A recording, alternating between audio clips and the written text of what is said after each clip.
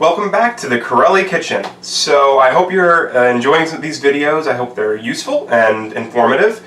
I'm drinking my lovely French press coffee. If you haven't seen that video, be sure to check it out. It should be up today, if not today, later this weekend.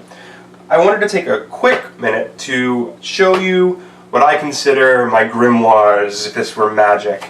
These are books that have taught me a ton about cooking and have wonderful recipes.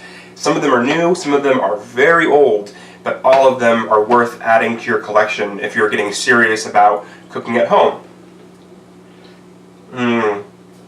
French press coffee, seriously.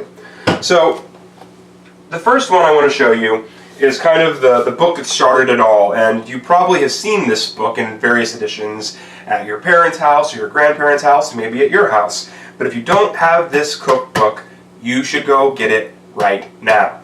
Everyone should have this cookbook. It is called The Joy of Cooking. And The Joy of Cooking is a fairly thick tome, and when you get into it, you'll see how small the text is in these pages. This book squeezes so much information into one cookbook, it's alarming. Not only are the recipes tried and true, they're classic, but the authors go out of their way to explain to you why things work the way they do. Why waffles taste better and are fluffier when you use buttermilk or a soured milk instead of just regular milk. Why you should chill your butter or not chill your butter when you're doing different pastries or cookies or cakes. The savory recipes are just as useful. I will say that the seasonings in the savory recipes are definitely very basic, so you'll want to experiment and expound on those. But the techniques, what temperatures things should be at, how to slice things, where to correctly place them in an oven or a skillet, this book covers it all. So if you do not have The Joy of Cooking, and if you take nothing else away from this video, get this book if you're serious about cooking. It is worth having. Any of the editions, frankly, are worth having. Pick one up, you won't regret it, and if you don't want to spend a lot of money on it, you can go find one of these. I promise you, at your nearest bookstore or thrift store, they probably have 2 or 3 copies of these from various editions and older editions, and the recipes are still good. Most of these recipes do not change and haven't changed for decades. So, pick it up if you don't have it.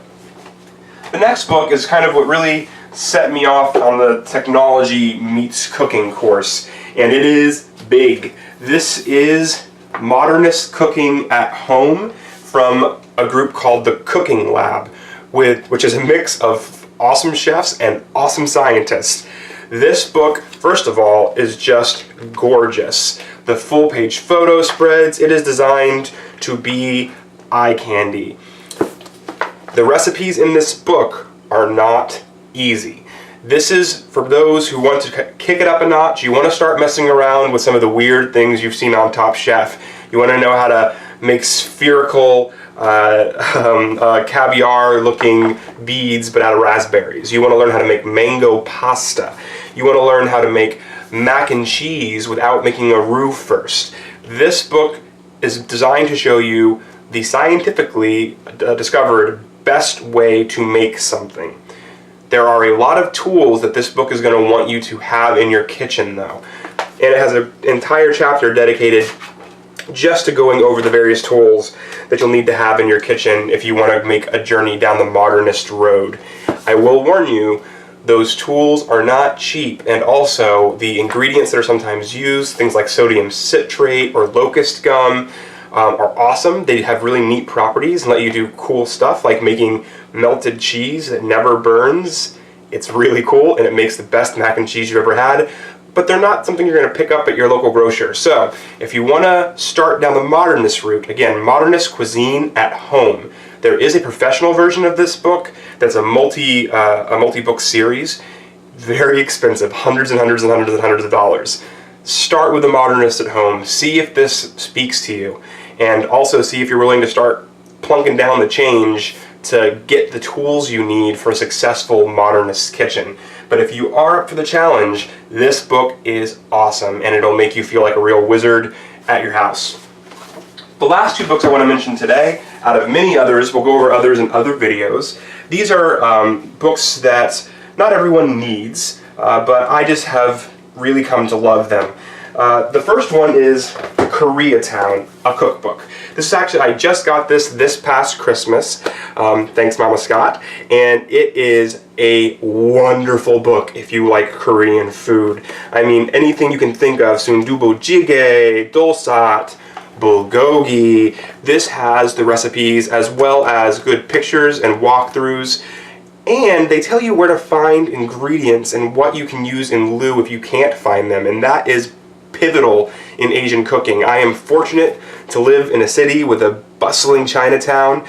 We have an H Mart near here. If you've never heard of H Mart, it's an awesome Asian grocer.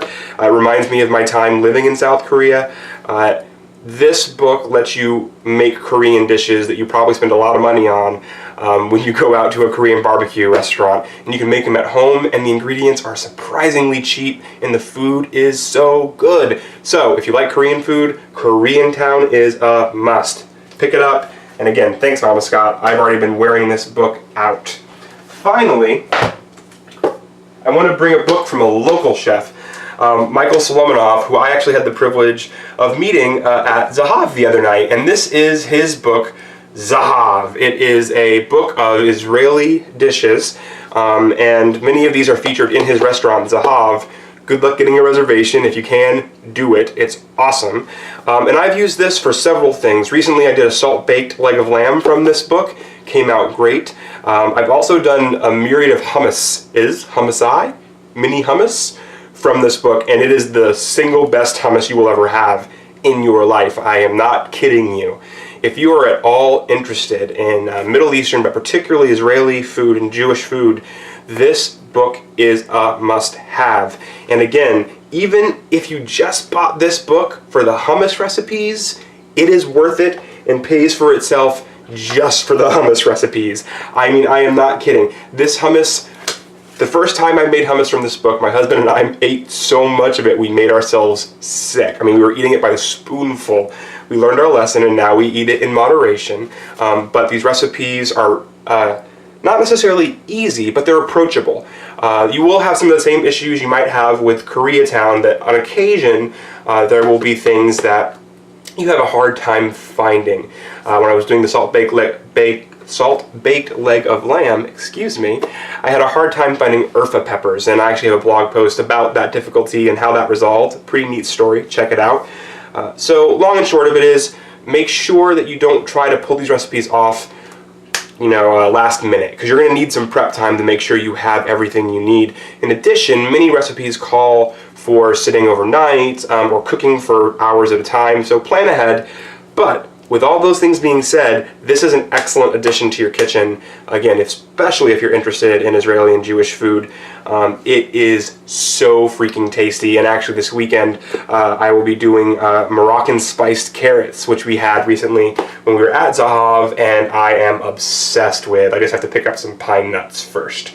So, Zahav, the cookbook, get it. And that's a starter. That's a starting place for anybody who's looking for some cookbooks to put into their arsenal to get going on this journey.